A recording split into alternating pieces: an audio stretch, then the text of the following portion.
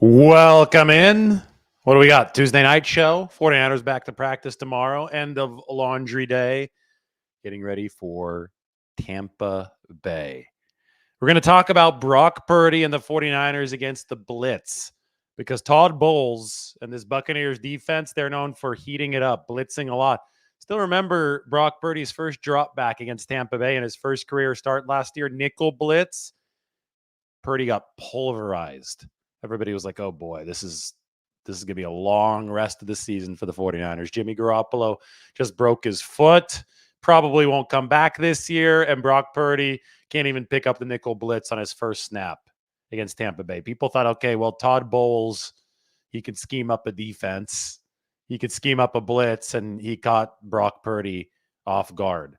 But then Brock Purdy turned around and lit up Tampa Bay. He bounced back from that. And Brock Purdy has been really good against the blitz over the first 17 starts of his NFL career. This season against the blitz, Brock Purdy has thrown for 892 yards, 8.3 yards per attempt, which is really good, 8 touchdowns, and only 1 interception. Impressive stuff. And this is going to be another opportunity because the second highest blitz rate in the National Football League belongs to the team that the 49ers are about to play, Tampa Bay. I should get out the 5 highest blitz rates for you to show you what the 49ers have already had to face this season. Take a look at this because it just so happens that Brock Purdy, in his second year now starting for the 49ers, has undergone trial by fire for a quarterback against the blitz. And the blitz just means bringing more than 4 pass rushers, more than the standard 4. The highest blitz rate team in the league is Minnesota, 30.3%. The 49ers have played them. The third highest blitz rate team in the league are the New York Giants, 24.1%. And they blitz the 49ers a record amount of times. Percentage-wise, 84% of the time, the highest in the next-gen stats era, which goes back a few years on Thursday Night Football in Week 3, where they're the third highest blitz rate in the league. Dallas has the fourth highest blitz rate in the league at 24.1%. And the 49ers beat them in Week 5. Purdy had a really efficient game against the Cowboys.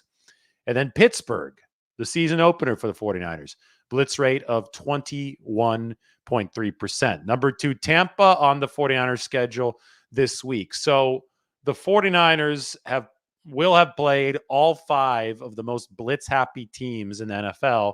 And the one thing in common between all of these defenses that Brock Purdy has lit up the blitzes of all of them. The only team the 49ers didn't beat was Minnesota, but Purdy was great against the blitz in that game. Wasn't until after the concussion play that he threw the 2 picks, and those came when Minnesota was dropping into coverage. So whenever the defense has brought an extra defender or defenders, Brock Purdy has actually been very good. Again, these numbers don't lie. 892 yards, 8.3 yards per attempt, 8 touchdowns, and 1 interception. Shows the maturity of Brock Purdy. Shows that obviously he's got a lot of college experience under his belt. We weren't so sure after we saw Tampa's nickel blitz in the first play last year, right? It was like, oh boy.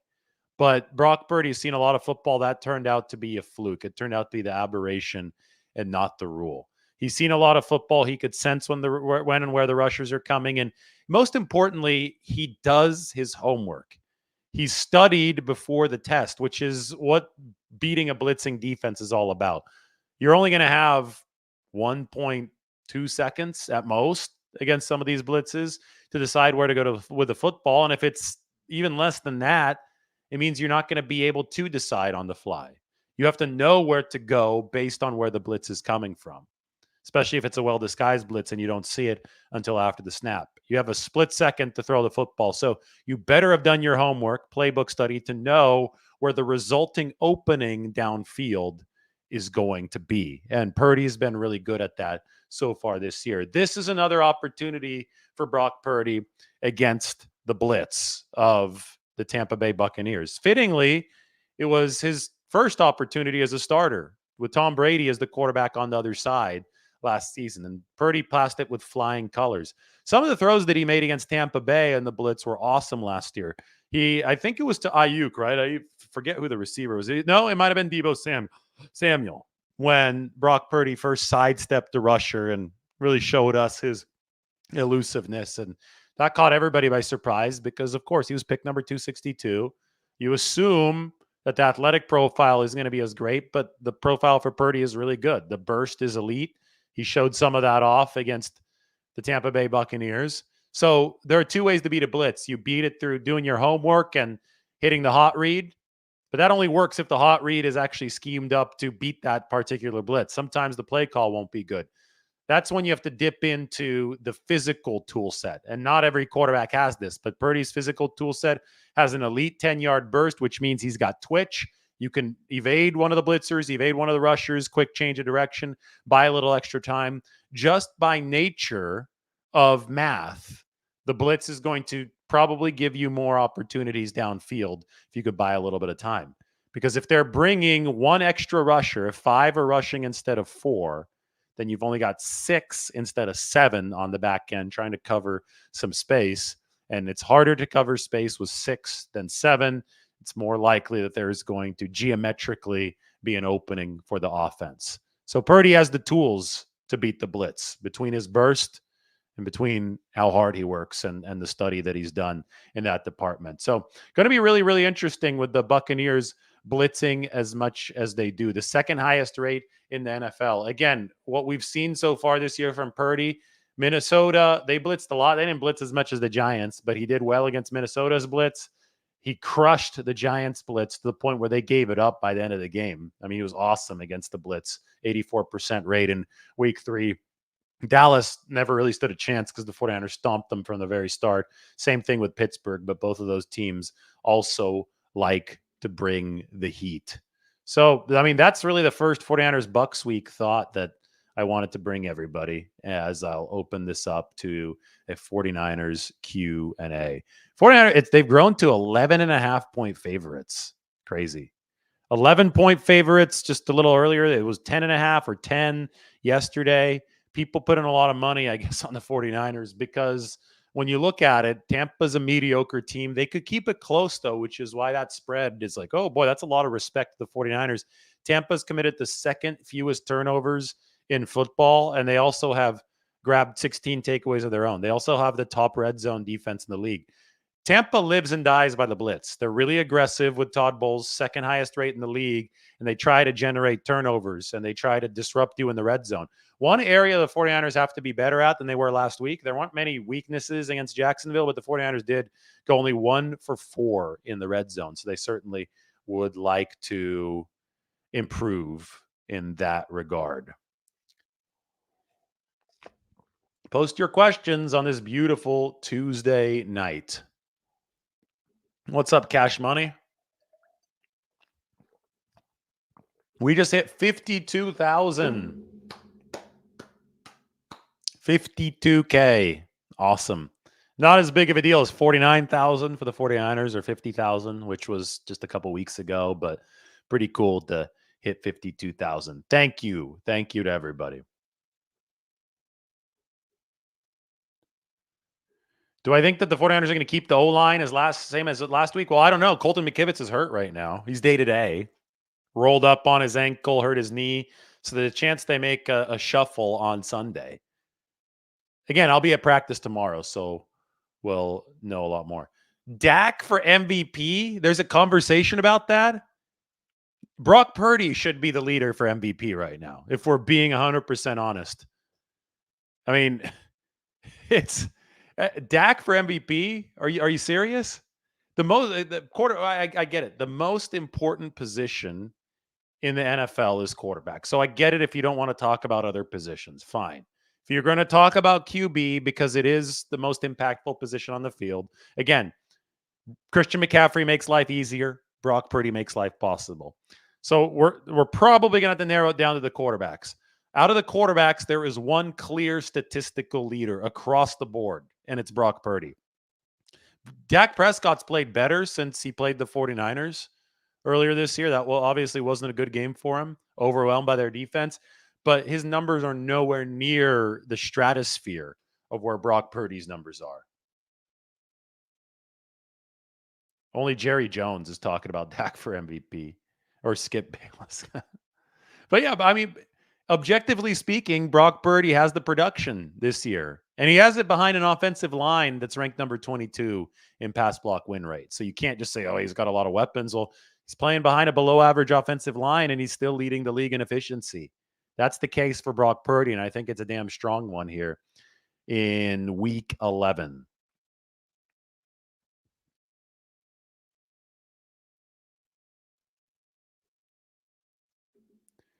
52K. I think we will see more of Ambry Thomas. Kyle Shanahan indicated, because it worked last week with Diamond Lenore sliding into the slot. 49ers will do it again this week. I don't think Tampa Bay's got a great threat at tight end. No more Cameron Brate over there. They have Cade Otton at tight end. I don't think that's a Isaiah Oliver kind of cover.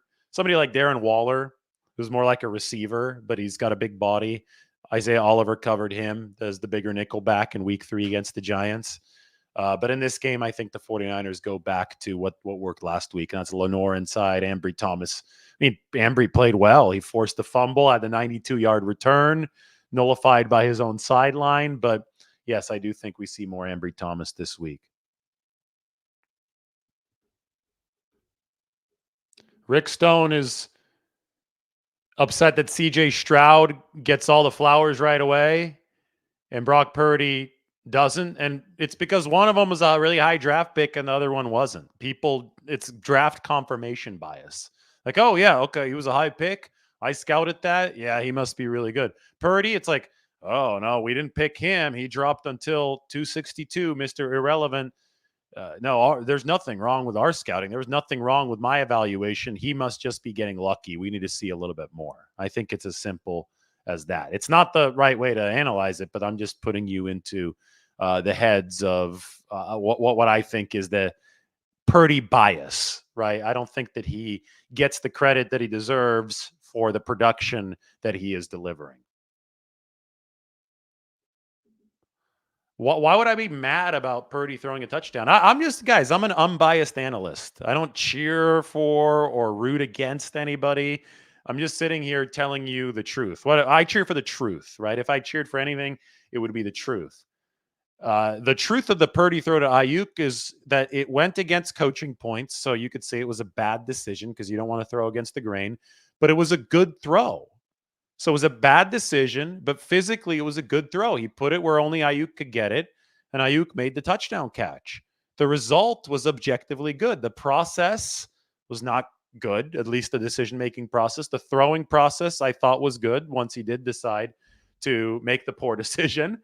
And the result was undeniably good. The 49ers went up 7-0, and that went on the track of winning. If that was underthrown, there was a better play from the defender, if it was an interception, well, then all of a sudden you might be looking at a different type of game.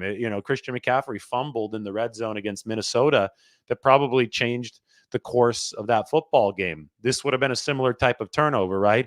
In the red zone.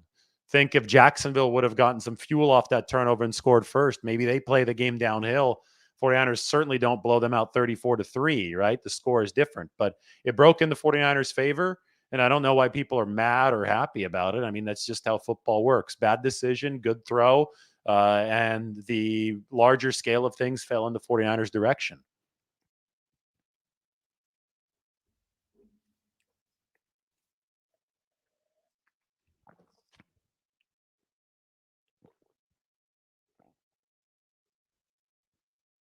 Did Kittle mess up on the Ayuk TD? We'll have to do a film breakdown of the play. I'm trying to remember. I think Purdy wanted him to do something. He was nudging with his head. I mean, at that point, it was a scramble drill. And typically, there is a procedure on a scramble drill, but it's a general procedure. People kind of ad lib it because you don't know exactly where the defense is going to be when you talk about this before it happens, right? So it's hard to say that Kittle did anything specifically wrong. I think he's just trying to feel out the coverage and trying to improvise along with Purdy. And it's everybody for himself in that situation. You hope somebody gets open. Ayuk technically got open enough to make the touchdown catch.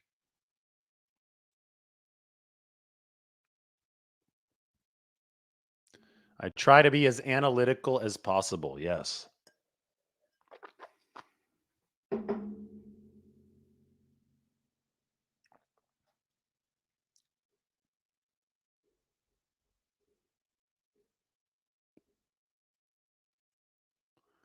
What if the Panthers upset the Cowboys? Not looking all too likely right now, but I guess it's possible. We saw Chicago beat Carolina the other week. Bryce Young is really, really struggling out of the rookies. I mean, that's a tough situation right now in Carolina. Dinner already happened. Got to fly early tomorrow morning to make it to practice. We had burritos. We had burritos tonight. It was really good. Some of our food stuff will continue in earnest from San Francisco over the course of this week into the Tampa Bay game. Then we got Thanksgiving and the Seattle game on Thursday, Thanksgiving, obviously, Thanksgiving night. And then it is off to Philadelphia. They're going to move forward with Andrew Feliciano at left guard in this game, I would think. And then they want to platoon him with Burford at right guard, but we can't be in a situation where we're projecting 2 weeks, 3 weeks ahead of time because you don't know who's going to get hurt. You don't know what the availability situation is. Well, listen, my dad, Alan Lombardi, he just texted me. I think he's watching. He has a different opinion on this play. We're going to read it right now. It's on the Purdy touchdown that Kyle Shanahan criticized. He says that it was a good decision and almost a bad throw. Had he thrown it deeper and more to the right, he would have thrown him more open. Ayuk was deepest and near the end line. The end plane can be the quarterback's best friend. Interesting take. I like that. It's food for thought. Like, I think the common conception, and this is just something that coaches regurgitate like as a knee-jerk reaction, is, oh no, he's throwing back across his body to the middle of the field. You can't have that. My dad's point, I think, is that there's a difference between throwing back to the middle of the field if you're literally at midfield and if you're near the end zone. If you can use the back line as your best friend, because that's a safety line, right? Nobody's getting intercepted if it's on the other side of the back line. There are no defenders on the other side of the back line. If you use that back line as kind of a buffer and make sure you overthrow all the defenders and only Ayuk has a chance to get the football, theoretically, it's a safe throw. Now, the issue is these fields, a football field is 53 and a third yards wide. So it's very wide, and especially if the quarterback's moving to his left, it does take, when you consider duress happening from the pass rush, it does take a significant amount of arm strength to make sure that you uncork a pass back across the field that does get enough mustard and enough height on it to use that back line to your advantage. Because the last thing you want to do is throw a half-hearted football back across the field that's a duck. That's the one that sits there to be intercepted. So Purdy obviously showed that he had the arm strength to get it to Ayuk. My dad argues that it could have been a throw that went a little bit further and a little bit higher to keep it safer from the guys in the middle of the field. I don't think it's a bad thought. I think that there's a way that coaches think about things, and it's never throw it to the middle of the field. That's how Shanahan has coached this. That's why the automatic 49ers position on this through Shanahan from George Kittle, who talked about Brett Favre throwing that pick for the Vikings against the New Orleans Saints in the NFC Championship game. It's like, don't throw it back over the middle of the field. It's going to be like Brett Favre in the NFC title game. But that was at midfield. This was in the end zone. So I do think that the back line of the end zone does offer potentially a little bit of a different dynamic in this conversation. It's interesting to me. You could talk about this every which way. It ended up working out in the 49ers' favor, though. It ended up being in a spot where only Ayuk could catch it. It was close to being picked, I thought, but not quiet. So at the end of the day, Purdy did have the last laugh.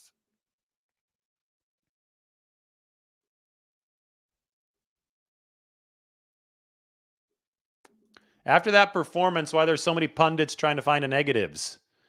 I don't really pay attention to other pundits or read them. So you're just, I hear it from you when I go through here. I put out my stuff and I analyze the game, and the 49ers looked like the best team in football. And I realize that football is an imperfect sport because it's chaos, right? It's violent chaos. There's speed out there, and It's one of those things where if you're expecting perfection, you're going to be waiting for a long time. Even the best performances of all time aren't perfect. So if you want to focus on a tiny morsel of negative when a team has an overwhelmingly good performance, you've pretty much lost the forest because you're staring at one tree. And a lot of people like staring at one tree. I mean, maybe it helps them get engagement. Maybe I don't know. I don't know. That could be the only thing, right? Like maybe they need credibility, so they think that I'm going to be critical here. That makes me credible because I'm saying something different. I have no idea. If other people are focusing on negatives after that performance, I can't help them though. 49ers went into the Eastern time zone on the road against Jacksonville, and they won by 31 points. Winning by 31 in the National Football League is a big deal. Winning by more than 7 in the National Football League is a big deal. I mean, everybody on these teams was one of the best players on their college football team. So the talent across the league is immense. This is the best of the best. So inherently, the matchups are relatively equal, relatively even compared to other levels of football. So to be able to beat a team by more than a possession when the talent is so good and the differences between the talent are so minute, to be able to win by more than a possession is notable. It usually means that your coaching has done something really right, especially if we win by 31. It also means that you probably had a couple breaks go in your favor. People will say, okay, well, takeaways, good teams force them and bad teams avoid them. That's true, but sometimes there is a little bit of fumble luck. Sometimes there's some interception luck. 49ers on one of their picks, I mean, yes, they pressured Trevor Lawrence, but the ball also clanged off the hand of his receiver before it went to Talanoa Hufanga. So the 49ers got a little bit of a break in one of those situations. I'm not saying that they wouldn't have won without it, but it would have been hard to win by 31 without it, right? And they got a lot of that complementary football turnover battle stuff to fall on their side. So they won 34-3. And to be able to do that in the NFL, to set yourself up for that many things to fall into your favor, and to be able to do that even though everything didn't fall into your favor, that's really damn impressive for the 49ers. So to be harping on a negative after that is just completely missing the point.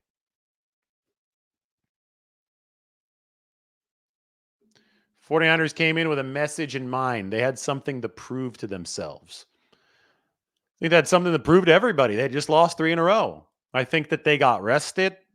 Kyle Shanahan said that they got pissed off after the 3-game losing streak. They focused. They realized they have more talent than any team that they line up against because this is a hell of a roster.